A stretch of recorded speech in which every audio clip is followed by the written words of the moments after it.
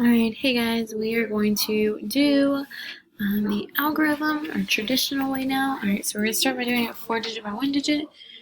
So let's do 3,251 times 7.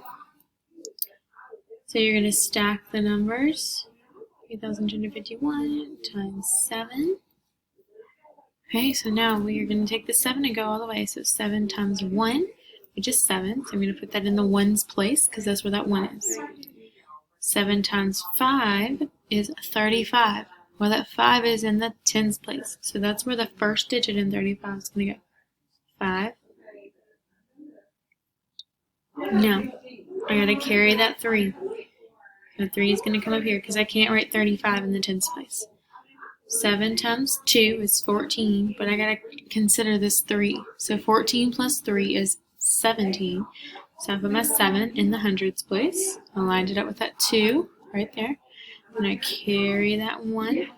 7 times 3 is 21, and then plus 1, which is 22. So now I count my numbers, 1, 2, 3, and then I do a comma. Okay? So 22,775 is our answer.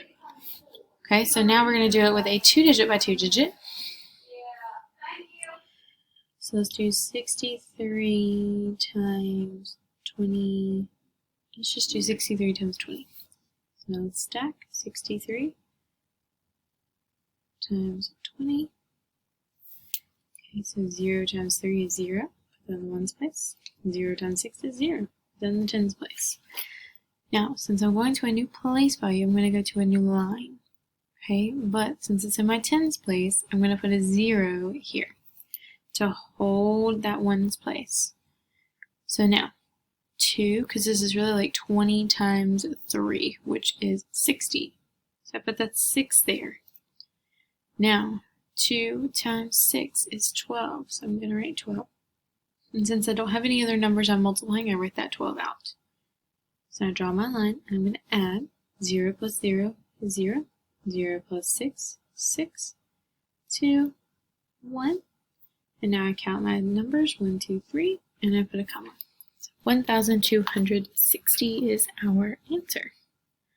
Alright guys, that was how you do the algorithm or the traditional way for multiplication. Hope this helps.